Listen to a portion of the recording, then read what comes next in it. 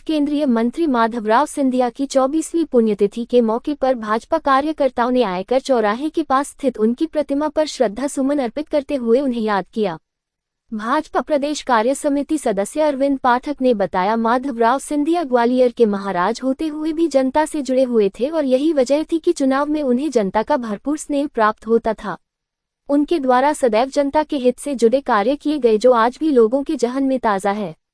उनके समर्थकों के द्वारा उन्हें श्रद्धांजलि अर्पित करते हुए उनके दिखाए गए मार्ग पर चलने का संकल्प लिया। इस मौके पर भाजपा नगर अध्यक्ष रत्नेश सोनकर ने कहा कि माधवराव सिंधिया जी राजनीति में शुचिता के प्रतीक थे। उन्होंने सदैव ही समाज सेवा को प्रमुखता दी। प्रदेश कोषाध्यक्ष अखिलेश जैन, महामंत्री रजनीश यादव, वरिष्ठ भाजपा नेता शरद अग्रवाल, संदीप जैन, क्षेत्रीय पार्षद लवलीन आनंद, सुधांशु गुप्ता, अनवर हुसैन, राकेश पटेल, गौरव शर्मा, शमीम कुरैशी, राजेंद्र चौधरी, मकसूद राज भटनागर, संजीव जायसवाल, गोविंद जाट, अर्जुन सिंह, अरविंद साहू, नीलेश अग्रवाल, मुकेश गुप्ता सहित अन्य कार्यकर्ता मौजूद रहा।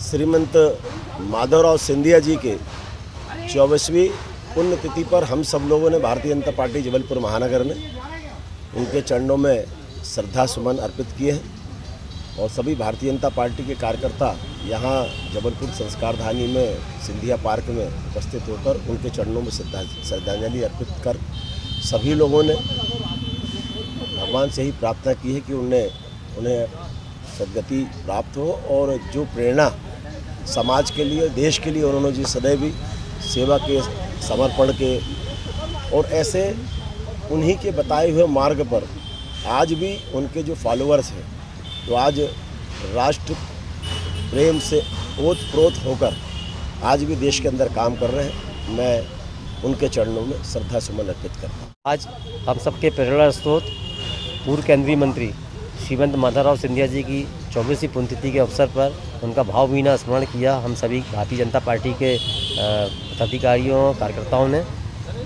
एक आज ऐसा देश का व्यक्तित्व जो इस देश से चले गए थे, उन्होंने न जाने इतने अनेकों कार्य किए हैं।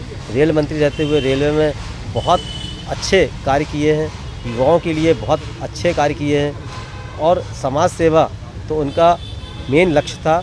जो राजनीति में रहते हुए राजमहल को छोड़कर बिल्कुल ज़मीनी स्तर पर अंतिम पंक्ति के व्यक्तिगत उन्होंने कार्य किए हैं। निश्चित तौर पर मैं कह सकता हूं कि एक ऐसे व्यक्ति का जाना देश का बहुत बड़ा नुकसान हुआ था। आज के दिन मैं अपनी ओर से भारतीय जनता पार्टी के समस्त पार्टीजनों की ओर से उनके श्री चरणों में श्रद्धापूर्वक नमन करता हूं और उनके जो बताए हुए मार्ग हैं उन पर चलने का हम सभी आज संकल्प लेते हैं।